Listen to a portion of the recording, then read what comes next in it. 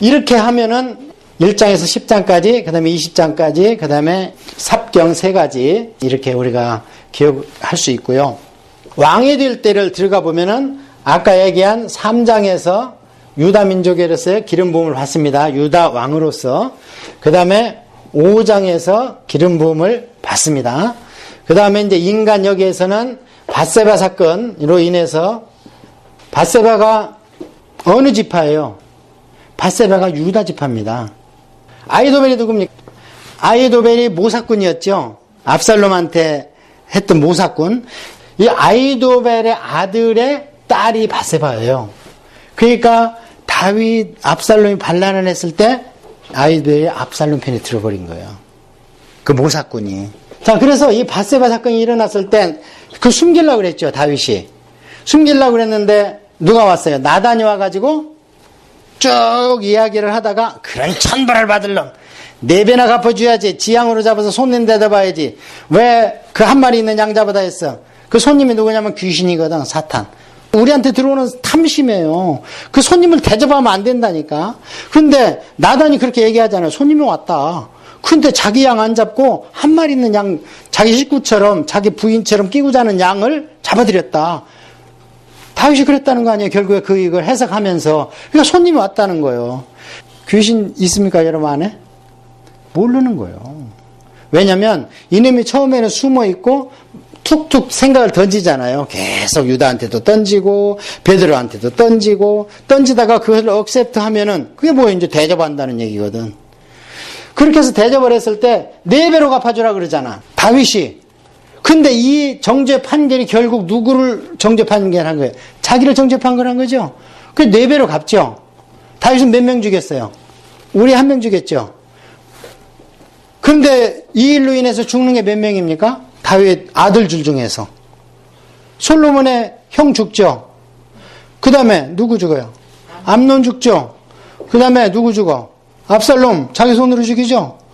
그 다음에 누구 죽어요? 나중에 솔로몬 시대 때 반증이니까 아도니아 죽죠. 내가 왕이다 그러니까 나중에 솔로몬이 죽여버리잖아요. 몇 배로 갚았어요? 다른 사람 마음 아프게 하니까 4배로 하나님이 자식을 그냥 쓸어가 버리는 거예요. 하나 건드렸는데 내처 10명, 그것도 아들이 건들잖아, 옥상에서. 이게 무섭습니다. 그러니까 하나님의 총애를 받는 자는요, 하나님의 벌이 더 중해요. 이게 목사나 장로가 그냥 만들어지는 게 아닙니다. 정말 하나님의 기름을 영적으로 부었다면요, 아까 다윗 보세요. 10년 연단 받아야 돼. 그것도 아무 내 편이 없어. 그냥 600명 그 무기도 없는 것들 데리고 돌아다니는데 3,000명씩 끌고 와서 잡아 죽이겠다고 그러니 어떻게? 전혀 하나님밖에 기댈 데는 없는 거죠. 그렇게 해서 이 왕으로 했을 때는 참 잘했어요. 그래서 왕으로 했을 때는 다윗의 큰 업적이 역대기 상을 봐야 됩니다. 역대기 상은 다윗에 대해서, 아니 밧세바 사건도 빼고 가정사 뺐는데 왜 이렇게 다윗에 대해서 많이 기록했어? 많이 기록했어요. 근데 기록의 중점이 뭐냐? 하나님의 예배 중심입니다. 성전 중심이에요. 그래서 반열대로 쭉 장황하게 기록되어 있죠. 제사장 반열, 찬양대 반열, 그 다음에 문지기 반열. 그렇게 하니까 길어진 거예요, 역대기 상이. 그러면 역대기 상에서 다윗을 뭘 부각시켰어요? 신앙의 여호와 신앙인으로서의 다윗, 왕으로서의 다윗을 부각시킨 거예요. 그래서 길어진 거예요. 그러니까 왕으로서 다윗을 보려면은 역대기 상을 봐야 되는 거예요. 이 사무엘 하만 봐가지고는 너무 약합니다. 그 다음에 인간으로서 다윗을 봤을 때는요, 자, 암논이 이제 아까 그 사건이 결국에서 그 일 후에 이런 일이 있느니라 그랬죠. 무슨 일? 밧세바 일로 인해서 하나님이 이런 일이 생긴 것이다, 이 말이에요. 그게. 그 일로 인해서 암논이 죽어. 암논이 죽었을 때 그 다말, 배다르지만 여동생의 같은 그 어머니의 아들이 압살롬이죠. 죽이고 2년 동안 압살롬이 칼을 갑니다, 이 안으로. 그러면서 아버지 앞 가서 밥 먹는 거예요. 따로 살지만 최소한 한 달에 한 번씩은 같이 밥을 먹게 돼 있어요. 그래서 2년 동안을 이 안에 비수를 꼽으면서 아버지 얼굴을 보는 거예요. 그러다가 마침내 양털 깎은 잔치, 이때가 이제 우리로 얘기하면 추수 때 타작 할 때예요. 이때 양털 깎고 포도주를 발로 막 짜가지고 병에다 담아놓으면 이들은 이제 월동 준비가 끝난 거예요. 그러니까 제일 큰 잔치가 뭐냐? 양털 깎는 잔치예요. 그래, 양털 깎는 잔치에 아버지를 죽이려고 아버지 오라고 그랬는데 아버지가 안 갔죠. 그래가지고 그러면은 암논이 장자입니다. 세상적으로는 왕의 계승권이 암논에 있어요. 그 다음에 압살롬에 있고, 그 다음에 아도나이한테 있으니까 아도니아가 반기를 든 거예요. 내가 왕이다 하고. 그래서 암논을 그러면 아버지 대신 큰형을 보내주세요. 그래, 큰형 보내주고 큰형 죽여버리죠. 2년 후에. 그러고 나서 어디로 가? 그술왕 달메의 딸이 어머니거든. 그 그술이 어디냐면 저 이스라엘의 북쪽에 유프라테스 가는 아주 그 이방 민족이에요. 거기에서 외갓집으로 도망가 버리는 거예요. 외갓집으로 도망가 3년 있어요. 3년 거기에서. 그러니까 또 아버지 심정은 그렇잖아요. 죽은 놈은 죽었으니까 잃어버리는데 산 놈은 보고 싶잖아. 그런데 너무 압살롬이 잘생겼어. 누가 사울처럼. 머리를 깎았는데 200세겔이야. 그 무게가. 엄청나게 장발이잖아요. 그래서 이 압살롬을 그리워하는 거예요. 그러면서 오지는 못하게. 다윗이 보면은요, 좀 성격이 여성스럽습니다. 계속 성경을 한번 보십시오. 굉장히 세심하고 소심하고 센치멘탈하고 다윗이 그래요. 큰 사건이 있으면 판단을 흐려져. 그래서 3년 후에 이것을 알고 요압은 누구냐면 큰 누나의 아들이요. 그러니까 조카란 말이에요. 근데 그 큰 누나는 자기하고 한 뱃속이 아니야. 다윗하고 수루야를 하고 아비가일을 난 상태에서 이새한테 시집 왔어요. 그러고 나서 아들만 쭉 8 낳은 거예요. 그중에 하나는 죽었고, 역대기 보니까. 자, 그래서 3년 후에 요압이 이제 그 쇼를 해가지고 불러드렸죠. 불러드리고 아버지한테, 다윗한테 데리고 갈 용기는 없어, 요압은. 요압은 마치 누구와 똑같냐면요. 자기 지위를 위해서 왕이 필요한 거예요. 자기 지위를 위해서 신앙이 필요한 거예요. 그래서 다윗한테 막 겁도 주고 그러잖아. 지금 만약에 나가서 압살롬 죽인 사람 당신이 환대를 안 해주면 지금까지 당한 모든 고통, 모든 연다보다 더 심한 것, 그거 죽인다는 얘기거든. 구대타겠다는 거거든. 그러니까 다윗이 어떻게 할 수 없이 울면서 가서 막 여러분 뭐 이렇게 하고 하니까 다윗이 창문에 나오니까 백성들이 그때 환호성 하잖아. 반란군 이겼다, 압살롬 죽였다 그러잖아요. 이게 요압은 다윗 마음에 한이 맺혀 있어요. 나중에 군대장관에서 폐위를 시키고 다른 아비가일 다른 조카를 군대장관 시켰는데 그게 또 구실을 못해가서 다시 요압한테 뺏겨요. 자, 그렇게 해서 와서 2년 동안 또 다윗을 인사를 안 시키니까 요압 밭에다 불 질러버려가지고 요압이 왜 그랬어? 그러니까 나를 데려왔으면 아버지한테 아련을 시켜야 될 거 아니야? 그래가지고 이제 아련을 했는데 다윗이 거기에서 마음은 지금 사랑하잖아요. 아들이라. 암논 어차피 죽었고 그래. 잘 왔다. 내 아들아. 잔치를 해줘야 되잖아요. 근데 이 만남 이후에 아버지의 따뜻한 온기를 못 느꼈던 것 같아요. 압살롬이. 그날 돌아간 뒤로 성문에서 어떻게 해요? 4년 동안 마음을 사기 시작하잖아. 재판하러 최고법정 대법원에 오는 사람들 중간에서 딱 가로채갖고 왕자가 재판을 해갖고 그 마음을 다 사로잡지 않습니까? 압살롬이. 그래서 4년 후에 반란이 몇 년 걸렸어요? 근 10년 걸렸습니다. 내 자식이 아버지한테 반감을 품고 10년 만에 반란을 일으킨 거예요. 다윗이 무대도 한참 못 이잖아 지금. 너무 큰 쇼크가 일어났잖아요. 그래서 이런 일들을 인간 다윗을 좀 봐야 되는 거지 우리가. 그게 다윗의 가정사입니다. 그러니까 보통 보면은 이제 교회에서 목사님이나 장로님 아들들이 사춘기 때 조금 다른 사람들보다 잘못 나가는 경우가 왕왕 있어요. 할 수 없습니다. 보세요. 이렇게 지도자가 된다는 것이 쉽지 않습니다. 더군다나 영적인 지도자는 노리고 있는 게 세상 사람들이 아니고 귀신 사탄이 노리고 있잖아요. 영적인 지도자 넘어뜨리려고. 그러니까 부단히 기도하고 이렇게 매달려야 되는 거죠. 자, 그 다음에 다윗이 하나님이 말할 때는 밧세바 사건 외에는 내 앞에서 정직하지 아니한 사건이 없다 이렇게 얘기하죠. 그런데 성경은 다윗에 대해서 2가지 잘못을 지적하죠. 하나는 그 사건이고 또 한 사건은 뭐예요? 인구조사 사건이잖아요. 그러면 인구조사 사건은 이게 지금 역대기에도 기록이 되어 있어요. 분명히 다윗이 잘못한 건데 그럼 왜 밧세바 사건은 빼고 다윗의 실수 중에서 인구조사 사건 거기다 넣는가? 인구조사는 누구의 위치에서 한 거예요 지금? 왕의 위치에서 한 거니까 거기에다 집어넣어가지고 우리 다윗 왕이 이렇게 실수했지만 이런 일도 있었다. 그러므로 인해서 인구조사 사건 뒤에 무엇이 마련됐어요? 성전터가 마련됐죠. 성전터를 돈 주고 사가지고 그게 어디냐면 지금 예루살렘에 그 돔이 있는 데고 그 다음에 아브라함의 이삭을 바친 모리아산이지 않습니까? 그래서 성전터를 결국에 인구조사 사건 그때 잘못은 했지만 결국에 여기에서 성전터를 그곳에 마련하는 일이 있었다. 그래서 다윗은 그냥 준다고 그랬죠. 그래서 성전터를 그냥 준다고 그랬는데 다윗은 그냥 안 받습니다. 절대. 그러니까 신앙의 위대한 용장들을 잘 보면요. 아브라함도 절대 재물 안 받아요. 그렇죠? 내가 너로 인하여서 치부했다. 돈을 벌었다는 얘기 듣기 싫어. 안 받죠. 그 다음에 이 다윗도 그래요. 하나님한테 드릴 성전터 제사를 내가 왜 공짜로 받아? 400세겔을 주고 작은 돈이 아니죠 그게. 그러면서 마련하는 얘기가 나와 있습니다. 인구조사 사건. 그런데 이것은 왕으로서 한 일이고 이게 정직과 부정직과 관계된 게 아닙니다. 이거는 뭐 교만하고 관계된 거예요. 그래서 역대기를 보면 대적 사탄이 다윗에게 그 마음을 준 겁니다. 그래서 하나님이 마음 아파하는 게 뭐냐면 대적에게 틈을 보였다는 거예요. 사탄한테. 하나님은 내 자식이 좀 의로 일취월장하면요 굉장히 뻐기세요. 내 아들을 봐라 그래요. 욥한테 그랬죠. 내 아들을 봐라. 그러니까 사탄이 막 달라들잖아. 시험해보시오. 그랬는데 또 모세한테도 대적의 그런 틈을 줬다 그러고 그 다음에 다윗 때에도 네가 다른 거 말고 내가 지금 내 체면이 말이 아니다.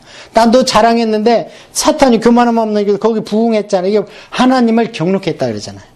그러니까 그런 것들을 어떻게 분간하겠어요? 말씀으로 분간해야지. 다윗도. 요압도 아는 거를 다윗이 왜 수행했을까? 그런 거 한번 생각해요. 요압도 말렸거든 요압이. 자, 그렇게 하면은 이제 우리 사무엘 하에 대해서는 거기에 나오고 사무엘 하를 딱 마감하면서 거기에다가 에피소드를 넣는 게 인구조사 사건 하나하고 하나는 기브온의 저주입니다. 이 기브온의 저주가 왜 성경에 기록이 되어 있는가? 이게 무슨 얘기냐면 아니 다윗이 정치를 하고 있는데 3년 동안 기근이 드는 거예요. 그리고 왜 기근이 드는가 기도를 해보니까 한이 맺혔다는 거예요. 이 기브온 사람들이. 이제 이 기브온 같으면은 처음에 여호수아하고 화친을 했죠. 멸하지 않겠다. 그랬는데 사울이 왕이 되고 나니까 나는 선민이다는 거야. 그러니까 하나님이 다 죽이라고 그랬다는 거예요. 근데 하나님은 죽이기 전에 뭐라고 그랬어요? 화친을 하러 와서 여호와의 신앙을 받아들이겠다 그러면은 그들을 어떻게 하라고 그랬어? 절대 죽이지 말라 그랬거든요. 근데 기브온은 그 유형에 해당이 되잖아요. 그러니까 근거 없는 국수주의에 사울이 꽉 사로잡혔어요. 사울은 아까 얘기한 육적인 크리스찬이라니까. 자기가 생각하고 자기가 계명 만들고 자기가 판단을 해버려. 전쟁하고 뭐 먹지 말라고. 싸워야 되는데 힘이 있어야 싸우지. 어떻게 굶고 싸워. 금식은 영적 전투에 나가는 거지. 세상 전투에 지금 나가고 있는데 블레셋하고 실컷 먹고 힘을 내야지. 그런 것 때문에. 그런데 이 기브온의 사울이 하나님이 다 죽이라 했다고 여기를 원어적으로 보면 씨를 말리려고 두고두고 못 살리고 그런 거 하나씩 죽이는 거예요. 트집 잡아가지고. 그래가지고 어떻게 해요? 이 사울이 죽고 나니까 기브온 백성들이 이제는 막 하나님한테 하나님 분명히 우리가 듣기로는 하나님 율법에 화친하면 죽이지 않기로 했는데 사울 때문에 우리가 얼마나 죽었습니까? 그러니까 어떻게 사울의 몸에서 난 7명을 목매달아. 목매달으니까 비워버리잖아요. 이게 지금 무슨 그럼 오늘날 우리하고 교훈이 있겠는가? 자, 세상 사람들이 우리가 이제 뭐 크게 종교 지도자까지 나가지 않더라도 우리가 세상 삶을 살 때 우리가 크리스찬인 걸 알잖아요. 알면은 우리가 하는 행동을 그들이 지들은 안 믿으면서 교회 다니면 착하게 된다는 건 어떻게 알아? 무주구춘동이 할머니도 안다니까? 교회 가는 걸 뭘 알아서 반대해, 그분들이. 근데 절에 간다 면 좋아해, 괜히. 산당에, 어디, 선왕당에 간다면 좋아하고, 그 교회 간다면 싫어해. 배후에 뭐가 있기 때문에 그렇죠? 그런데, 그런 사람들이 그렇게 교회를 싫어하다가도 교회 다니는 사람이 나쁜 짓 하면 뭐라 그래? 교회 다니는 것이 왜 저래? 교회 다니면 착하게 된다는 건 아는 거예요, 이 안에. 그게 뭐예요? 다 그 안에 신이 있는 거예요. 그래서, 이 사울 같은 경우에는 지금 우리하고 입장이 틀리잖아. 왕의 주의잖아요. 그래야 웬만한 사람은 죽이고 살릴 수 있는 권한이 있잖아. 이때 이것을 근거 없는 하나님, 여호와 신앙인데 미신적, 정령적 여호와 신앙에 근거해가지고 하나님이 죽이라고 그랬다고 그래서 다 죽이니까 한이 맺혔는데 하나님은 사실 누구 편이에요, 지금? 기브온 편이잖아요. 우리가 그것을 잘 알아야 되는데 여기에 들어갔던 사울의 영을 받았던 게 중세 기독교입니다. 그렇잖아요. 카노사의 굴욕, 왕을 갖다가 무릎 꿇히고 예수님은 어떻게 했어요? 로마를 점령할 때 칼로 했어요? 온유와 겸손으로 했어요? 온유와 겸손으로 했죠. 그러니까 세상에는 두 도성이 있다는 거 아니에요, 어거스틴이. 로마는 비록 게르만족에 망하고 있지만 하나님의 도성은 그 안에서 크고 있다. 처음에는 어거스틴이 착각을 했거든. 아, 이게 천년왕국이 시작됐나 보다. 온 천하를 호령하는 로마가 우리를 받아들였다. 그러더니 기독교만을 인정했다. 기독교를 국교화했다. 그러니까 뭔가 튀는 것 같은데 왠가 조금이니까 게르만족이 오니까 다 무너지기 시작해. 변방부터. 아, 이게 웬일이야. 그때 성 어거스틴이 깨달은 게 하나님의 나라는 따로 있어. 그래서 이 땅에는 보이는 세계, 보이지 않는 세계가 있어. 그런데 그것을 버린 것이 중세 캐톨릭이고 기독교입니다. 여러분이 캐톨릭이라고 말을 잘 알아들어야 돼요. 그건 교회라는 뜻이에요. 그런데 로만 캐톨릭이 있었고 이제 저째 그리스도 정교도적 캐톨릭들이 있었잖아요. 그게 이제 우리가 사도신경에 나오는 그 공교회를 얘기할 때는 캐톨릭이었어. 그때는 다 오늘날 우리가 교회 하는 것처럼. 그런데 그게 로마로 가면서 이제 반드시 여러분이 천주교로 얘기할 때는 로만자를 써줘야 돼, 앞에다가. 그 부류가 이제 그렇게 사울과 같이 하나님을 믿으면 모든 걸 장악해야 된다. 이거에 사로잡힌 거예요. 우리는 다행히 큰 지위가 없어서 얼마나 감사한지 몰라요. 그렇게 살아갈 기회가 없잖아. 그렇지만 우리의 삶의 터전에서 이런 것들을 하나씩 다 이겨 나가야 될 줄로 압니다. 그 다음에 이제 뭐 다윗이 도망 다닌 얘기 뭐 이런 것은 저도 잘 몰라요. 그게 뭐 무주인지 전주인지 대군지 나주인지 뭐 잘 모르고 알 필요도 없고 성경에 나와 있는 유대의 지명은 지금 남아있는 건 10%도 안 됩니다. 다 옛날 도시가 되었고 먼저 가서 말뚝 박고 이게 거기다 하는 사람이 그게 이름 지면 그게 되는 거예요. 그러니까 특히 여호수아서 같은데 땅 나누는 얘기 그거 어떻게 알아 우리가. 우리 땅도 없고 우리 아버지 땅도 없는데 그런 거는 하나님 앞에서 제비 뽑았고 하나님 앞에서 미점령지에 대해서 분배했을 때 군소리 없었다. 그런 거를 우리가 교훈으로 아 이게 신앙이구나. 이렇게 믿고 나가야 되는구나. 이렇게 하나님 말씀을 받는 교훈이 있는 거지. 뭐가 어디 있고 뭐가 어디 있고. 그런 성서 지리학해서 이제 먹고 사는 사람들의 시간 많으니까 하시라고 그러고 우리는 그렇게 교훈을 얻으면 돼. 그러니까 성경에서 너무 세부적인 게 교훈에 매달리지 말고 지금 큰 교훈 많이 충분히 우리 신앙생활 할 수 있는 교훈들이 잡혔죠. 뼈대가. 그렇게 하면서 이렇게 안으로 들어가야 되는 것이죠. 자, 그렇게 하면 이제 다윗 얘기까지는 했고 그럼 역대기를 조금만 우리가 맛만 보고 넘어가야 됩니다. 왜냐하면 역대기 3까지가 다윗 얘기이기 때문에. 그래서 우리가 다윗을 알으려면은 뭐 보라 그랬어요. 다윗을 알으려면 첫째 사무엘 하를 봐야 됩니다. 이게 다 다윗 얘기죠. 그 다음에 역대기 상을 봐야 됩니다. 역대기 상 앞에서 1장에서 9장까지는 창세기에서부터 쫙 있는 거예요. 1장에서 9장까지 그냥. 뭘로 다 얘기했어요? 인물로 얘기했잖아요. 인물로. 그러니까 여기에 나와 있는 족보의 인물을 보면 다 아는 거예요. 성경을. 그러니까 성경을 제대로 보려면 두 가지 중점적으로 볼 게 뭐냐. 사건과 인물을 보면 됩니다. 뭐가 기록되어 있으면 사건이 났는데 이 안에 인물은 누가 어떤 식으로 쓰임을 받았다. 이걸 보면 돼요. 성경을 볼 때. 구약이 그렇다는 거예요. 여러분 구약이 어려워요? 신약이 어려워요? 한번 솔직히 말해봐요. 구약이 어려워? 신약이 어려워? 구약이 어렵죠? 또 신약이 어렵죠? 이 짝은.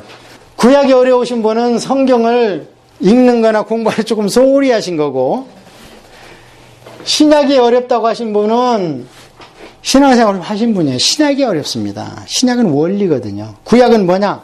사건과 인물입니다. 어려운 거는 우리가 공부를 안 해서 그래. 그래서 한 3년 동안이면은요, 구약은 완전히 다 여러분도 저만치 얘기할 수 있어요. 근데 거기에서 이런 교훈이 있습니다. 이런 교훈을 우리가 본받아야 됩니다. 하는 것을 빼내는 게 성령님이 하시는 일이지. 아시겠습니까? 그런데 줄거리도 그냥 10번, 20번, 30번 이렇게 읽고 인물과 사건을 보고 해야지 성령님이 딱딱 주지. 내가 알지도 못하는 거, 야, 눈 감아! 하면서, 야, 이렇게, 오늘 가면 너가 가서 귀인을 만나고 동쪽으로 이사 가면 안 돼. 이 성령님 하는 겁니까? 아닙니다. 성경을 모르면 성령님이 우리를 쓸 수가 없어요. 우리가 알고 있는 것을 뽑아서 성령님이 쓰신다. 이게 칼빈의 얘기입니다. 우리가 공부 안 하면, 그래서 중세 기독교 종교계를 쯔빙게리, 칼빈, 후스 전부 다 누구냐면 위대한 학자들이라니까요. 그때는 지금처럼 교회가 욕을 먹을 때가 아니고 세상을 쥐고 흔들 때이기 때문에 우리 가문에서 용이 나와야지 하면은 전부 어디로 보냈어? 파리 대학이나 이런 신학대학을 보낸 거예요, 전부. 그리고 거기에 못 미치면 변호사 시켰고. 그래서 루터도 변호사 공부하다가 신학으로 갔고, 칼빈도 변호사 공부하다가 신학으로 갔고. 그래서 지금 얘기하는 무슨 빌 게이츠나 이런 사람들이 그때 태어났으면 전부 신학자입니다. 전부. 그게 최고의 권위고 가문의 영광이었거든. 그러니까 지금처럼 어설프게 뭐 이런 사람들이 아니었어, 그분들은. 근데 그분들의 특징이 뭐냐? 눈만 뜨면 책상에 앉아있고 기도하는 거예요. 눈만 뜨면. 그리고 쯔빙글이나 칼빈이 은혜 받은 거, 칼빈은 7개국어였답니다. 성경을 볼 정도로 7개국어로. 그러면 그분들은 어디에서 은혜를 받았느냐? 원어 성경을 공부하면서 이게 원어 번역된 것들이 지금까지 왔던 게 잘못됐구나를 깨달으면서 막 뒤집어지기 시작한 거예요. 쯔빙글이도 그러고 전부 다. 후스는 그 대학 총장 아닙니까? 이제 그분들을 사모해야 됩니다, 우리가. 오늘날처럼 뭐 시시껍질하게 한두 절 가지고 은혜 받았다고 책 쓰고 그러지 않았어요, 그분들은. 그래서 사건과 이런 것을 잘 보여야 되고. 그래서 역대상은 우리가 볼 때 역대상에 볼 수 있는 키는 사무엘하가 있는데 왜 역대상을 기록했는가? 키는 뭐냐? 성전. 성전이 불타고 없잖아요. 역대상은 언제 기록됐어요? 지금 11개 상하는 예레미야가 기록됐다고 봅니다. 예레미야가 말기 때 선지자인데 그 남쪽 유다가 망했을 때 그 역사 가운데에서 예레미야가 빠지면 안 돼요. 그렇잖아요. 왕들을 가장 많이 만나고 그 다음에 막 매국노짓 해가지고 여러 사람한테 욕먹고 한 게 누구냐면 예레미야인데 11개 상하에는 예레미야 이름이 빠졌고 역대기 하에는 예레미야 이름이 들어가 있어, 그 안에. 그래서 예레미야가 11개 상하를 썼다고 보고 역대기 상하는 기록 연대가 훨씬 후대인데 누가 썼는가? 에스라가 썼다고 보는 거예요. 에스라 학자거든요, 이분은. 법률 고문이고, 그 다음에 학자고, 그 다음에 아론의 16대 손의 대제사장 계보예요. 다 갖췄죠, 세 가지를. 그래서 이 에스라가 썼을 때 왜 썼는가? 여러 가지 자료를 수집을 해서 썼는데 가장 참고를 많이 한 게 11개 상하입니다. 가장 참고를 많이 한 게. 그런데 다른 것들도 많이 참고를 했기 때문에 내용이 상충되는 게 많이 있어요. 그 당시에는 기록이 많았어요. 그런데 이 에스라가 쓰면서 우리 민족이 회복되려면은 어떤 게 회복돼야 되느냐? 종국적으로는 성전이 회복되었고 하나님의 처소가 구약이니까 마련돼야 우리 민족이 회복됐다고 보는 거예요, 에스라가. 그래서 역대기 상하는요, 전부 성전을 향해서 가고 있습니다, 기록이. 그래서 역대기 상은 다윗이 성전도 없는데 막 찬양대, 문지기, 그 다음에 제사장 반열 막 기록하고 이름까지 다 기록하고 아주 통독하게 어렵게 만들어놨죠. 그리고 이제 역대기 하는 솔로몬이 거기서 영광 중에 하나님의 임재라든지 그 다음에 성전이 파괴되는데 3일 반이 걸렸다든지 막 이런 얘기가 쭉 기록되어 있죠. 그래서 성전을 사모하는 얘기가 중심 사상이 있어요. 그러면은 성전 얘기를 쓰려면은 이것은 역사의 기록보다는 하나님께 예배하고 하는, 그때 말로는 하나님께 제사하는, 하고 싶어하는 이런 불타는 욕망이 있었겠죠. 그래서 역대기 상하는 제사장적인 관점에서 썼다, 이렇게 보는 거예요. 그렇게 보고 역대기 상하를 읽으면 정말 성전을 향해서 갔다가 성전에 머물러 있다가 성전이 망한 것을 회고하고 있는 것이 역대기 상하입니다. 그리고 그럼 11개 상하는 뭔가? 11개 상하는 선지자적인 관점이에요. 그래서 그 선지서 17권이 11개 상하로 들어가면서 이 왕 때 이런 일이 벌어졌는데 그때 선지자는 어떤 마음을 하나님께서 주셨다 해서 기록해 놓은 것이 선지서예요. 근데 왜 따로 떨어져 있는가? 너무 많잖아. 그때 주신 하나님 말씀 읽다가 역사의 흐름을 놓칠까봐 역사서를 따로 교류해놓고 선지서를 한 뭉탱이로 따로 빼는 거예요. 17권을. 그래서 역사서 11개 상하서는 선지서의 감동이 이씨 읽어야지 그 역사가 우리한테 의미가 있는 거예요. 아, 그놈이 장계를 몇 번 갔던 무슨 어디가 쳐들어왔던 우리하고 뭔 상관이 있어. 애국하고 쳐들어왔던 그 일본이 쳐들어온 것도 아닌데. 그런데 그게 중요한 것은 왜 애굽이 쳐들어왔으며 시삭이 쳐들어왔으며 왜 구수가 100만 명이 왔는데 쪼무레기 병사 가지고 다 물리쳤는가. 아사왕 때. 이런 것들은 하나님의 마음을 다 줬거든요. 말에 부르짖었기 때문에 전쟁은 나한테 속해 있기 때문에 100만 대군을 너희들이 물리친 거야. 나중에 말 안 들으니까 어떻게 해요. 그럼 몇 명 안 들은데도 불구하고 대군이 가서 지고 오잖아. 그건 나를 의지하지 않았기 때문에 선지서에 다 기록이 돼 있잖아요. 이렇게. 그래서 그런 걸 이렇게 같이 봐야 되는데 그 다윗에 대해서 지금 제가 설명하는 게 그거예요. 다윗을 제대로 알려면은 사무엘 하를 읽어야 되면서 동시에 역대기 상을 읽어야 다윗의 그 제사장적, 다윗은 제사 드렸죠? 사울은 제사 드리다가 망했는데 다윗은 제사 드렸어, 안 드렸어요? 에봇 갖고 와라 그러면서 제사 드리잖아요. 하나님한테 제사 드리니까 그래 이제는 뽕나무 숲을 위해서 걷는 소리 나면 그때 가서 쳐. 너가 이길 거야. 하나님 그릴라가 우리 내줄 거야. 그릴라 백성이 구했지만 너를 배척할 거다. 빨리 도망가라. 다 하나님 음성 직접 받잖아요. 그게 다윗이 기름 부음 받았기 때문에 그게 제사장 역할도 한 거예요. 다윗은. 그래서 역대기 상을 보면 다윗의 그런 제사장적인 기능 이런 것들이 나오는 거고 그 다음에 개인 다윗의 마음속에 무슨 일이 일어났는가를 알려면 뭘 봐야 돼? 시편을 봐야 되는 거예요. 그러니까 사무엘상하나 역대상만 보면 다윗이 그냥 호인이고 다 용서하고 남자답고 막 이런 줄 알았는데 시편을 보면은요 여인 중에도 그런 여인 같은 마음이 가냘프고 센시티브하고 감정적이고 감정이 없으면 시를 어떻게 그렇게 많이 써? 저는 감정이 묻어가지고 시를 한 편도 못 썼는데 어쩌다가 쓰면 다른 사람들이 안 봅니다. 근데 다윗은 어떻게 악기도 제조하고 3대 악장 아삽 헤만 예단이 그한테 가서 배워야 되잖아. 세상에 성가대장을 앉혀놓고 교육시키는 성가 대대장이 됐으니 위대하잖아요. 비파와 수금도 그가 만들었다 그래. 다윗이 만들었다 그래. 그냥 엄청난 위대한 분이야. 그러니까 그 감정이 어디서 내? 시편에 다 있습니다. 단어가 있어요. 다 시편에. 그래서 시편을 안 보고는 개인 다윗을 모르는 거예요. 자, 이래서 다윗까지 이제 우리가 말씀을 드렸습니다. 자, 시간 이제 허락이 남았으니까 여러분께서는 이것을 가지고 성경을 계속 통독을 하시고 다윗 이후에 어떤 일이 일어나는가를 한번 또 봅시다. 성경을 여러분이 보실 때 몇 년 단위로 구약에 인물이 나왔다 그랬어요? 500년 단위로 나왔다 그랬죠. 그러면 다윗은 대략 물론 1100년대인데 대략 몇 년 언대뿐이라 다윗은 1000년경이라 그랬죠.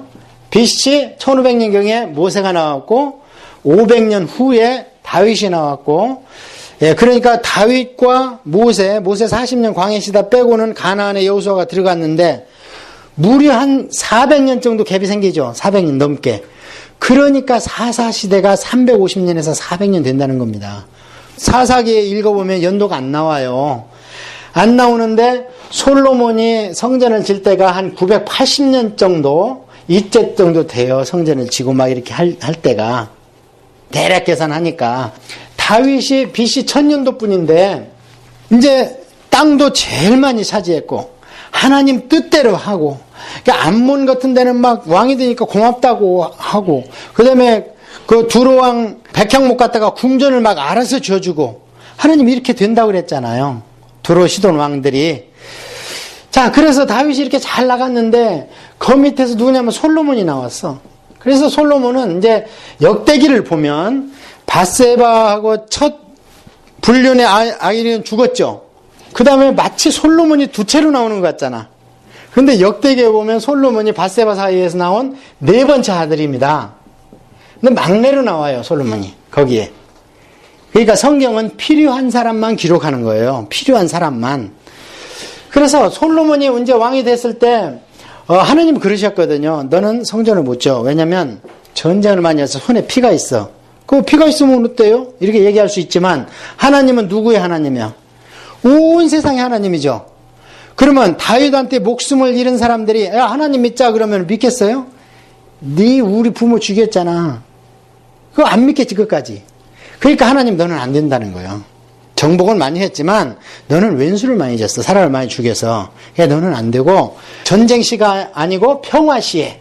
평화시에를 다시 말로 얘기하면 샬롬이 와야 된다는 거예요. 샬롬. 샬롬이 와야 내가 만 열방의 하나님, 열국의 하나님을 알고 모든 민족이 내게 속하였으니 이거 나오면 딱 나와야 돼. 출애굽기 19장 5절 6절. 이스라엘 백성은 제사장 나라고 너희들은 선민이 아니야. 선민하고 제사장 나라 틀려요. 선민으로 택함을 받은 제사장 나라는 거예요. 그러고 온 열국이 나한테 속하 있단 말이에요. 그런데 너하고 왼수진 백성이 옆에 주위에 즐비하게 있는데 내가 성전 졌으니까 와서 여호와께 예배드려. 몸 따로 마음 따로겠지. 와가지고 우리 조상을 죽인 다윗 왕 섬기는 내가 절은 하지만 나 마음속으로는 경배 못한다. 그럼 하나님은 안 되지. 하나님은 모든 만민의 아버지니까. 그래서 뭐라 그래요? 너는 안 되고 평화시에. 평화시에 샬롬이요. 샬롬에서 누가 왔어요? 이게 남자로 오면 솔로몬이고 여자로 오면 술람미가 됩니다.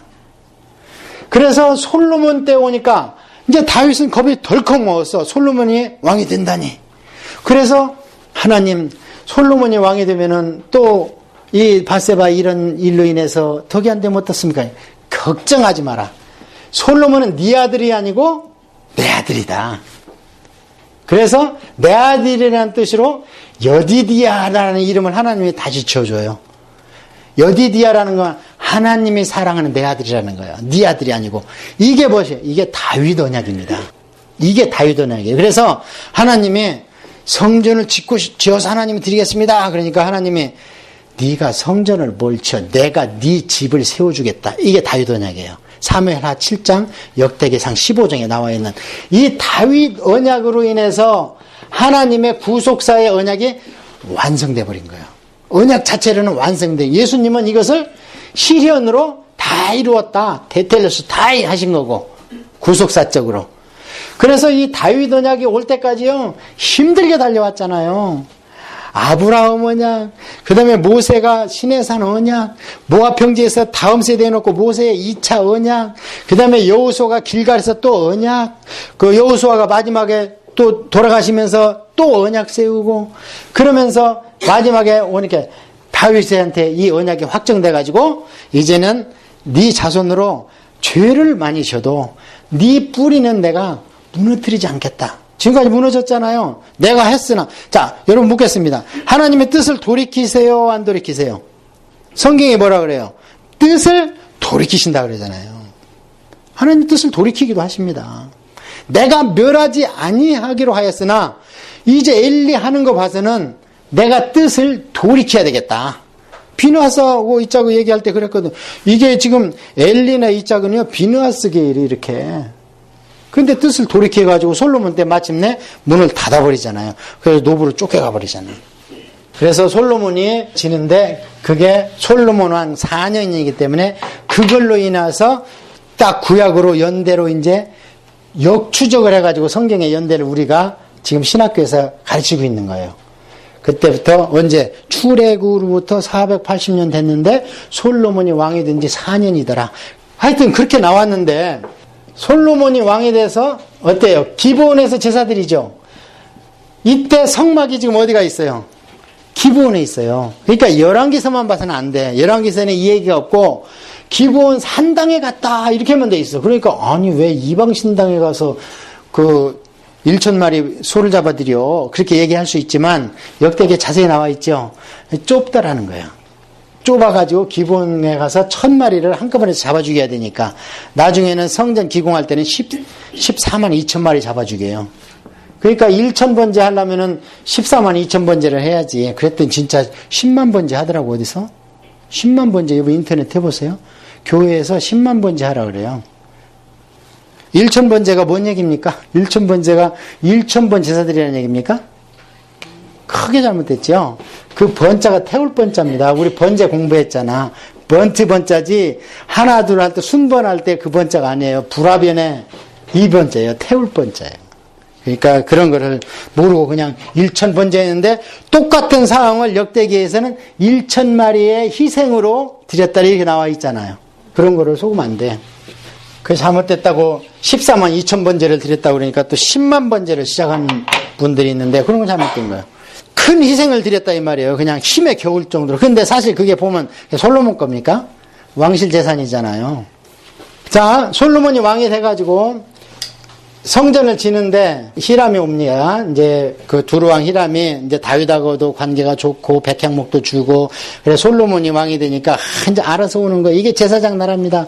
알아서 와서 내가 성전을 지어드리겠습니다. 하는데 솔로몬이 성전을 질 때 15만 3,600명 이 동원되죠. 이게 질 때 이 성전을 짓기 위해서 솔로몬이 동원한 인원인데 이게 누구냐면 전부 이방인들이에요. 그래서 여기에서 7만 명, 8만 명 역군과 운반군으로 쓰고 벌목공 뭐 이렇게 쓰고 그 다음에 3,600명은 이들을 감독하는 십장으로 쓰고 그 다음에 3만 명은 해갖고 벌목할 때 보낼 때 이제 10,000명씩 보내고 전부 이방인들이요. 하나님 기뻐하셨을까요? 안 하셨을까요? 하나님 기뻐 안 하십니다. 솔로몬이 처음에는 거창해 지고 막 뻐기고 들어가서 하나님 앞에 기도를 할 때는 처음에 서서 기도해. 그러더니 나중에 어떻게 했다고 그래요?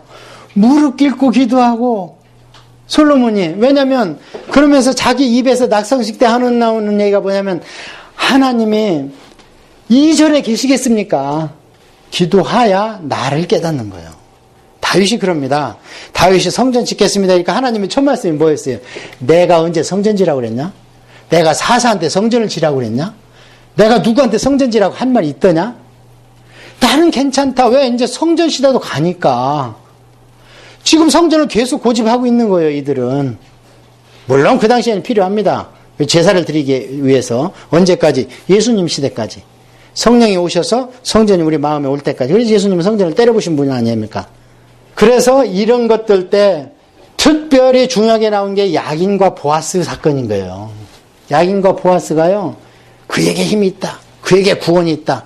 그런데 성전의 설계도는 누가 줬어요? 설계도와 재료는 다윗이 받아서 줬는데 그 앞에 야긴과 보아스에 대한 언급이 없고 신명기에 보면은 너희들은 하나님 앞에 전을 세울 때에 절대 주상과 목상을 세우지 말라고 그럽니다.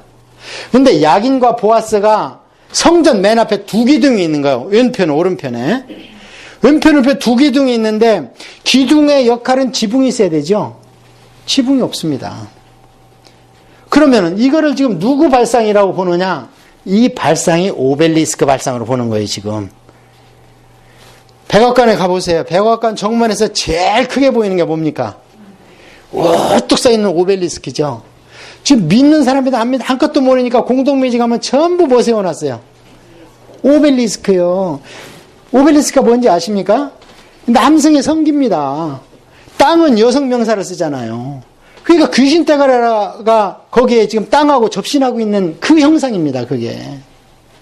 그런데 그게 야긴과 보아스가 거기에 있는데 제가 이것 때문에 고민하다가 신명기를 통독하는 중에 모세가 주상이나 목상이나 이런 거 세우지 말라는 거예요. 근데 이게 뭐예요? 주상과 목상입니다. 왜? 지붕이 있어야 기둥이지. 지붕 없는 걸 우리가 기둥이라고 합니까? 그래서 이 원어를 보니까 여기에 하나님 얘기가 하나도 없고 두리뭉실하게 그에게 힘이 있다. 그에게 구원이 있다. 이런 말입니다. 야긴과 보아스가. 그게 이것을 지금 오늘날 누가 이해하고 프리메이슨이 나치에서 맨 먼저 세워놓는 게 야긴과 보아스입니다. 그래서 제가 말씀드리는 거예요. 세상은 두 영이 이 세상을 이끌어 가시는 겁니다. 하나님과 선하신 우리 하나님과 그 다음에 거기에 대적해서 하나님 마음을 아프게 해서 사람들을 뺏어가려고 하는 그런 악신이 역사하고 있는 거예요. 하나님은 성전을 지라고 말씀을 안 하셨어요. 그냥 텐트도 괜찮아. 그런데 그것을 솔로몬이 지고 뻐기다가 처음에는 막 두 손을 들고 백성을 향해서 나중에는 뒤로 성전을 향했다가 그 다음에는 무릎을 꿇고 기도하는 것을 봤을 때 기도가 깊어져야 나를 아는 겁니다. 그렇게 해서 솔로몬 시대 때 드디어 그가 한 행위 때문에 하나님이 어떻게 해요? 죽여서 문을 닫고 싶은데 사사기 때처럼 막 야단을 치고 싶은데 누구 언약 때문에? 다윗을 생각하사 그러잖아 항상. 다윗 때문에. 그래서 드디어 사울이 몇 년 동안 왕이 됐어요? 40년. 다윗이 몇 년 동안 왕이 됐어요? 40년. 솔로몬이 40년. 그래서 단일 왕조가 120년 갔다가 드디어 BC 930년도에 나라가 둘로 쪼개지는데 여기는 여로보암이 누구를 데리고 에브라임으로 대표되는 10지파. 그래서 장자권이 일로 갔다는 거예요. 그 다음에 여기는 하나님의 약속 때문에 유다 지파만 선택하려고 그랬는데 유다한테 땅을 배속받은 사람이 누구예요? 베냐민 지파죠. 예루살렘 여부서를 차지하고 있다가 그가 유다가 먹으니까 유다 안에 포함돼가지고 이제 베냐민이 같이 유다하고 생사구락을 같이 하는 겁니다. 이제 여기에서. 그래서 여로보암으로 간 나라는 쭉 가다가요. BC 722년에 두고 못 봐. 이때도 하나님이 여로보암한테 하나님의 사람 하나냐가 새 옷을 찢어가지고 10조각을 줬지요. 왕이 될 것이다. 그러면서 언약하라 그래요. 언약. 무슨 언약? 다윗하고 한 언약을 여로보암하고 맹세를 시킵니다. 하나님 앞에서. 다윗의 길대로만 하면 너도 장구에 간다. 그런데 어떻게 해요? 바로 돌아서서 금송아지 만들죠. 금송아지 우리 어디서 많이 봤죠. 출애굽기 32장에서 이스라엘 백성이 만든 건데 어디서 갖고 온 거예요? 애굽에서 갖고 온 거잖아요. 그래서 바로 떨어져서 이제 거기 그때부터는 두 가지 길이요. 다윗의 길과 여로보암의 길로 나눠져 성경의 둘로. 그러다가 유다도 계속 가다가 BC 586년에 망하는데 다음 시간에 자세히 할 겁니다. 이거는 유다도 잘한 왕이 없어요. 그래서 북이스라엘은 8번 쿠데타가 일어납니다. 남쪽 유다는 한 번 쿠데타가 일어나죠. 아달랴가 나쁜 것이 아달랴 쿠데타 했다가 원상 회복했는데 그거는 이제 그 쿠데타로 하면 안 되지. 좋은 방향으로 가는 것을 뭐라 그래요? 혁명이라 그러잖아. 그래서 그거는 종교 혁명입니다. 쿠데타는 아달랴가 한 거예요. 자기 손자 다 죽여버리고 내가 여왕이 된 거잖아요. 그래서 아달랴를 이제 빼면은 19명, 그걸 넣으면 20명이 그 남쪽이. 그래가지고 580년 조금 더 가요. 왜 150년 정도 더 가느냐? 너희도 말 안 듣면 북쪽처럼 될 거다. 하나님의 마지막 본보기로 보여준 거예요. 그런데 그래도 말을 안 들어. 그래서 할 수 없이 역사 단절이 70년 됐다가 바벨론으로 잡혀갔다가 돌아오는 것이 열왕기 하 다음 시간에 공부할 내용입니다. 제가 이렇게 성경 강좌를 하다 보면은요 너무 부정적인 얘기만 한다 그래요. 근데 제가 지금 부정적인 얘기를 하고 있어요. 성경이 말하는 솔직한 얘기를 하고 있어요. 솔직한 얘기를 하고 있죠. 그렇다면 너무 자비하시고 인자하시고 복 주신 하나님만 일방적으로 얘기한다면 분명히 잘못된 거죠. 분명히 잘못된 겁니다. 이렇게 해서 오늘 강의를 마치도록 하고요. 지난 시간 그 CD 여러분이 가지고 와서 잘 들으시고 지금까지 공부한 가운데에서 질문 있으면 좀 받겠습니다. 멀리서 오신 분이 본전을 찾아가야 되니까 시간을 채울 겁니다. 네네 말씀하세요. 이게 듣다 보니까 그 하나님의 모습이 구약의 하나님, 공의 하나님 굉장히 무서운 하나님이고 네. 그 예수님 모셨을 때 빼고는 또 계시록에 가도 또 무서운 공의 심판. 하나님, 진짜로 계시록에는 무서우신 예, 그렇죠. 피할 길이 없는 하나님 같은 그 맞습니다. 예수님 시대에도 사실은 무섭습니다. 예수님 보세요. 병문안 안 갔어? 너 지옥 갈 거야. 그러잖아요. 너 옥에 감옥에 갇힌 사람 문병 안 간 거? 너 지옥 간다. 예수님이. 그리고 네 의가 서기관과 바리새인 엄청나죠. 겉보기로. 그들보다 낫지 않으면 천국 간대 못 간대. 못 간다 그래요. 세상을 나보다 사랑하면 간대 못 간대. 못 간대요. 부인이나 남편을 나보다 사랑하면 간대 못 간대. 못 간대요. 예수님 그렇게 호락호락 하신 분이 아니라 더 무섭습니다. 율법 10계명 얘기했는데 예수님의 산상수훈, 신약의 기초는 산상수훈이거든요. 구약의 기초는 10계명이고 신해산. 그러면 산상수훈 보십시오. 산상수훈 우리 하나하나 제대로 지킬 수 있습니까? 못 지킵니다. 그런데 어떻게 우리가 구원받았고 믿음 있다고 하는가? 그러니까 성령님 의지하라는 거예요. 그러니까 성령님 의지하라는 거예요. 신약이 오히려 계명이 더 무서우고 더 엄격해졌습니다. 그래서 그것을 그대로 지키려고 했던 게 제세례파예요. 그대로. 쯔빙게리가 그대로 지키려고 하다가 너무 무리가 많은 거야. 교회 내는 염소도 있잖아. 그래서 약간 그것을 변개했다가 우리 쭈빙길 선생님 원문에 능통하고 강해 설교하고 말씀대로 산다더니 안 그러네 세례 문제에 대해서 그래가지고 뛰쳐나간 게 제세례파예요.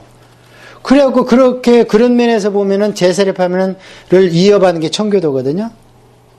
우리는 그들에 대해서 알아야 됩니다. 그래서 여기 와 있는 게 누구예요? 여기 메노나이트가 시몬 메노스가 제세례파의 일종입니다. 지금 그들 그렇게 살고 있잖아요.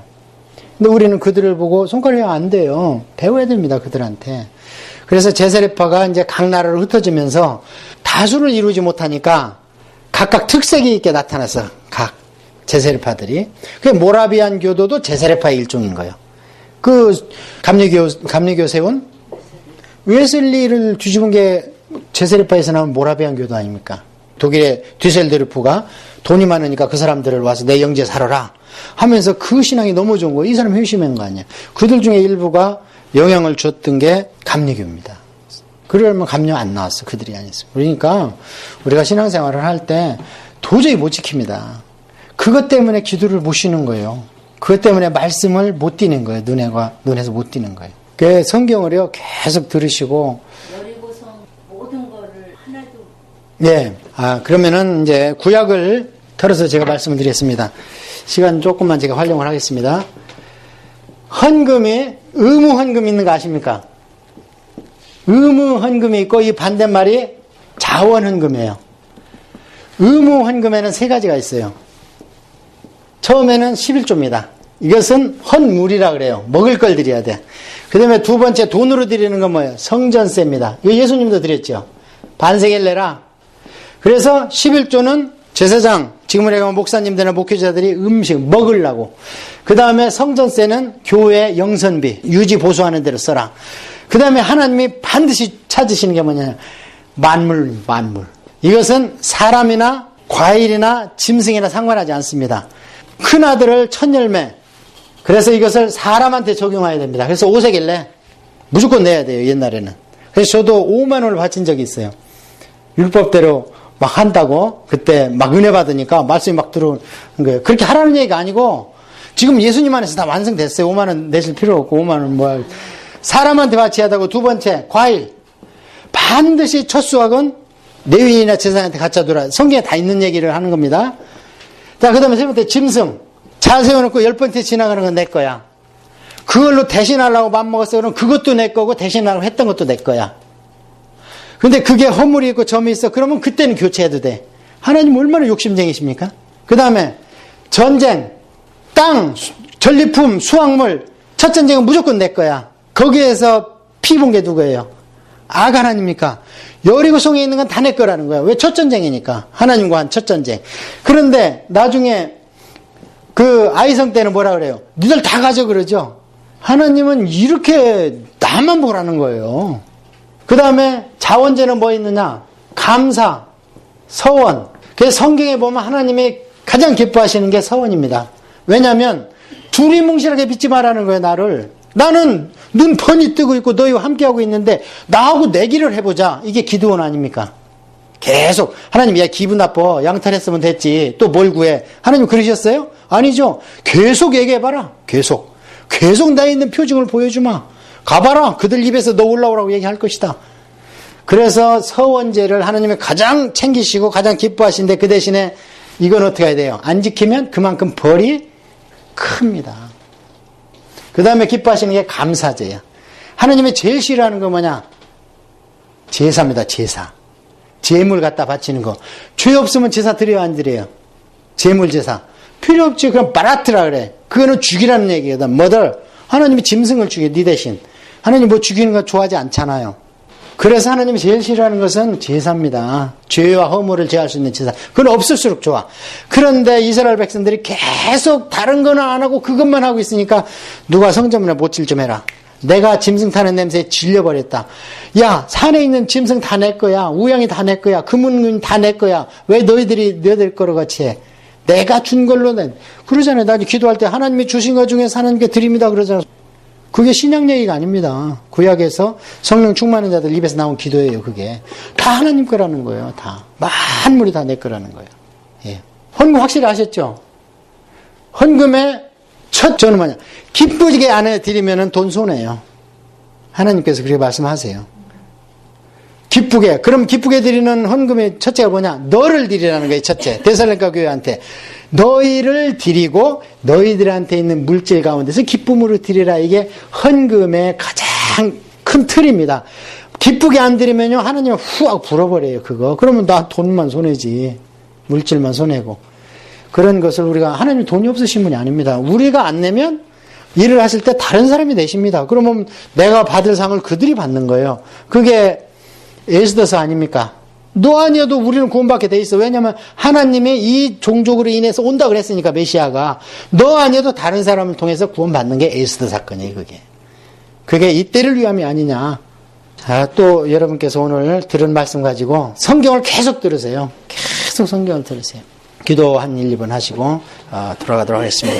아버지 하나님, 오늘도 말씀을 저희들이 들었습니다. 역사서를 같이 공부하면서 하나님의 마음이 아직은 구체적으로 나타나지 않습니다. 이제 다음 시간에 열왕기를 통해서 하나님이 울고 선지자들을 통해서 가슴을 졸이시면서 하는 모습을 많이 볼 텐데, 우리 인생이 그렇습니다. 가나안에 들어가고 성령 세례 받고 구원받았다고 기쁨에 날뛰는 것이 아니요 사울과 같은 자가 되지 않게 하시고, 저희들이 하나님의 말씀을 제1주의로 신앙생활하게 하시고, 법궤가 있다고 전쟁을 이기는 게 아니요 신앙이 없으면 모든 게 다 소용이 없습니다. 우리 사랑하는 성도들 정령신앙에서 벗어나고 여호와의 명찰이 되는 가짜 귀신에게 속지 않도록 하나님 함께해 주시고, 우리 마음속에 하나님의 성전이 있을지언정 아버지 우상단지의 제조장이 되지 않도록 저희들을 근신시켜주고 깨워주시고, 이제 말씀을 들을 수 있는 모티베이션을 받았사오니 돌아가서 말씀을 계속 듣게 하여 주시옵시고, 우리가 한 끼 밥 먹었다고 점심 걸르고 저녁 걸리는 게 아니요 매 끼니 있다가 되면 허덕이는 것처럼 우리가 하나님의 말씀을 기도를 쉬면은 허덕이게 하여 주시옵시고, 시냇물을 쫓는 사슴과 같은 존재가 될 수 있도록 하나님 역사하시고 함께해 주시옵소서.